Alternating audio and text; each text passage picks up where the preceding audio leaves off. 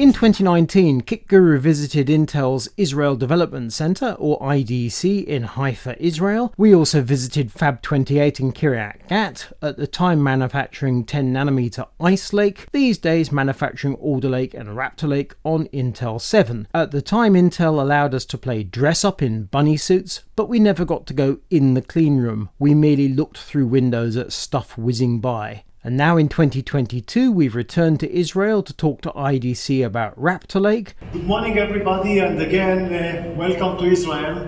Good morning, everyone. And of course, I also want to welcome you to Israel and to Tel Aviv. And also to go to Kiryat Gat, to go inside Fab 28, and to have a look at the site for the brand new Fab 38, which they're building next door.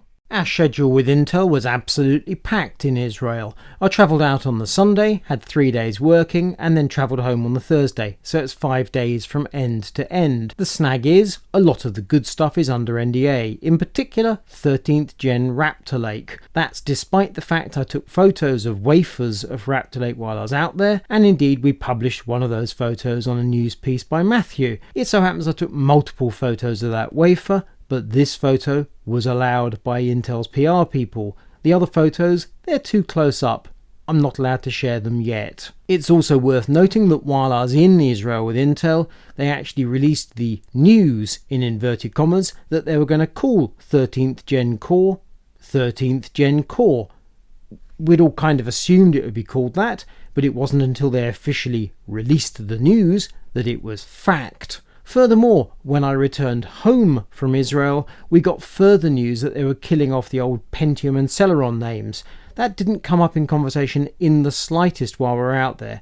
So it's crystal clear that Intel consists of lots of departments with many people who don't necessarily talk to each other, because after all, those bits of news would have very neatly been bundled into our trip to IDC. Before I could head off on my travels, I had to finish up my review of the Cooler Master HAF 700, which was due to launch while I was away. The review was finished uncomfortably close to the wire, and then it was time to say goodbye to the English countryside, head to the airport, and fly off to Israel. Then it was into a taxi, which dropped us quite literally by a crime scene. Sadly, my flight was slightly late, which meant I missed the dinner, so it was straight into a PowerPoint for Leo, and we were told about the importance of Intel in Israel. Intel is a significant part of the Israeli economy, and they are keen to reiterate this point just as often as they possibly can, for good reason. After the PowerPoint, it was time for a quick bit of dessert, and then off to the hotel.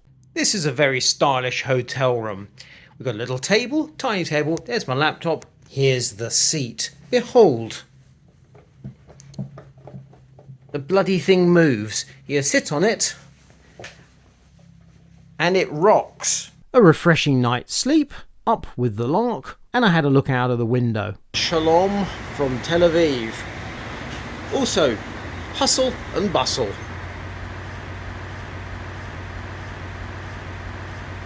And then it was down for breakfast. In case you're wondering, that's called shakshuka. And then onto a bus, and we're away to learn all about Intel 13th Gen Raptor Lake.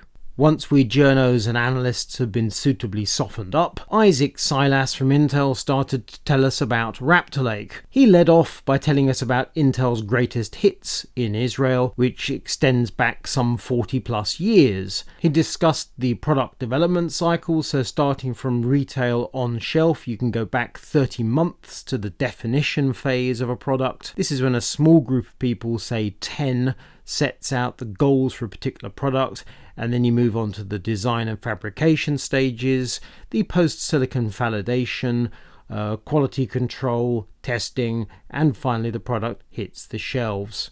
You will note that this short list of points on a whiteboard for Raptor Lake includes PCI Express Gen 5. The final point on the list says 37 slides. It was decided that 37 slides of PowerPoint would get management on board to back Raptor Lake.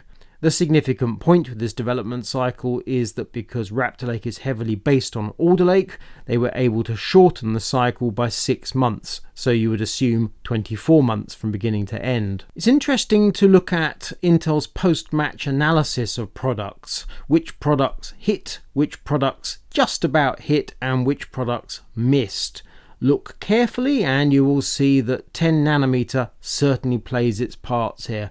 Ice Lake and Comet Lake in 2019 and 2020 dropped some clangers. Shlomit Weiss talked about IDM 2.0 and how Intel was going to deliver 5 nodes in 4 years. If we hark back to Intel Accelerated, we will see that Intel 7 is the renamed 10nm, uses 3rd gen superfins and has self-aligned quad patterning because they haven't yet moved on to EUV. Intel 4 in the second half of 2022 is going to use full EUV. Intel 3 in the second half of 2023 will have increased use of EUV. And then we move on to the Angstrom era. Intel 20A in the first half of 2024 will completely change the transistors to ribbon FETs, will introduce power vias, which is a way of delivering power through the signal phases of the chip, and will also introduce backside power delivery,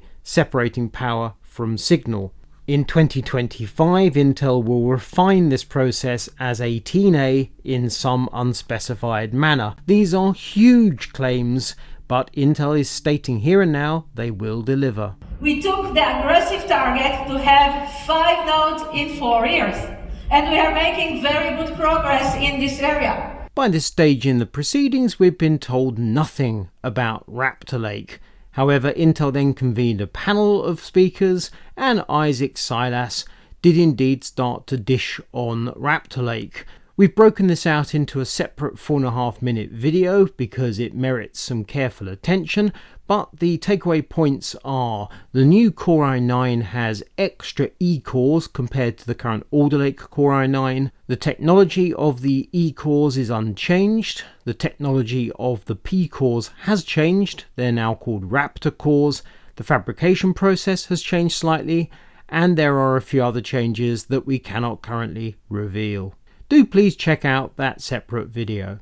After lunch we had a series of NDA briefings that we're not yet allowed to discuss, and also some deep dive discussions with the engineers, in particular one of interest about the Raptor cores. Again, however, no details can be handed out just yet. And that was the afternoon done. So we headed back across Tel Aviv to the hotel. We were free for the evening and able to get ready for Tuesday. On the Tuesday we left Tel Aviv and headed north to Haifa, which is about an hour away, to visit IDC, where we could see for ourselves that Intel does indeed take security seriously.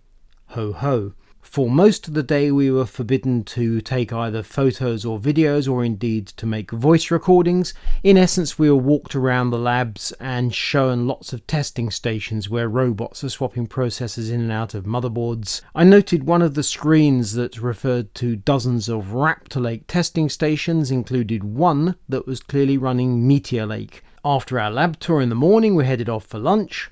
Speaking very quietly because we're at lunch in this lovely Intel restaurant. That's just the mezzi on the table.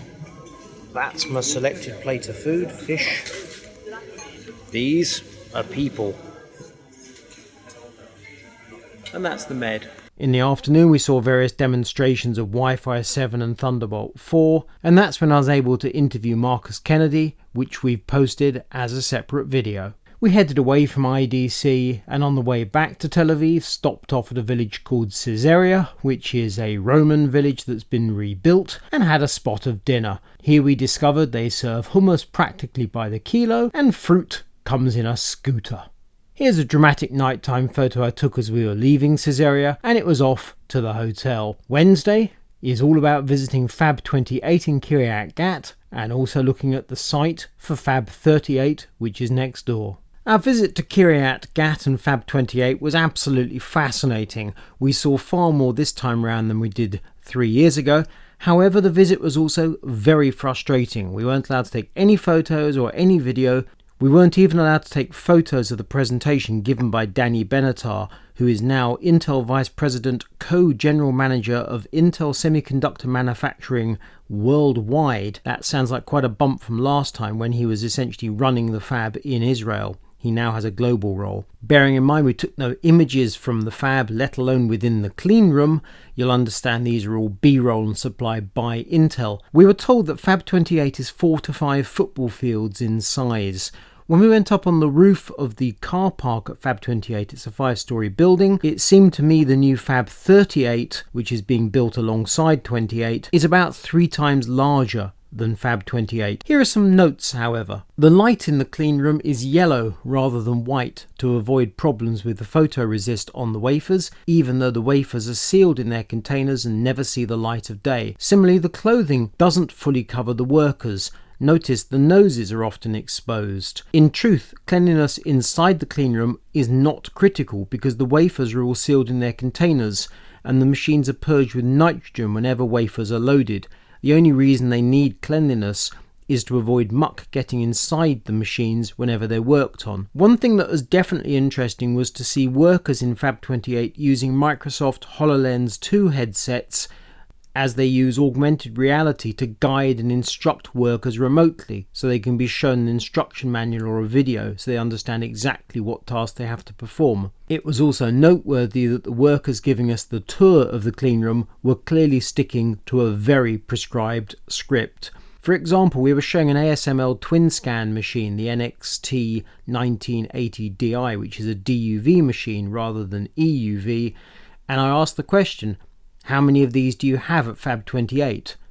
We were told more than 1. From where we were standing we could see 2 and we could see very little of the clean room, but they were going to give us no further information than that. Despite the frustration, this was a fascinating tour of Fab 28 and I cannot wait to return to Israel to see Fab 38 should an offer be extended. Once we finished up at Fab 28, we headed back to Tel Aviv. The party was travelling at different times, so some people went straight to the airport, the rest of us went to the airport over the next 24 hours. I went for a stroll, admired the Israeli approach to parking and traffic,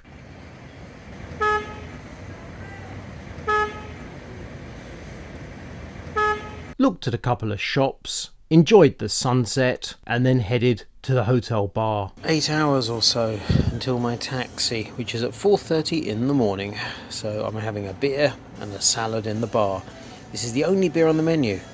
Never heard of it before. Kronenbourg 1664 Blanc or Blanc wheat beer. Really good. So cheers.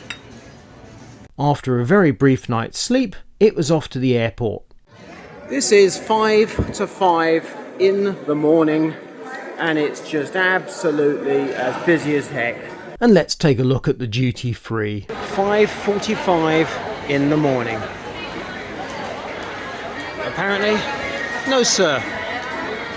Currently not busy. After the flight from Israel, I transferred in Frankfurt, so picked up a bite of lunch, and then it was off home. Home to glorious England, a sight to behold. And there we have it, Leo's travels to Israel with Intel.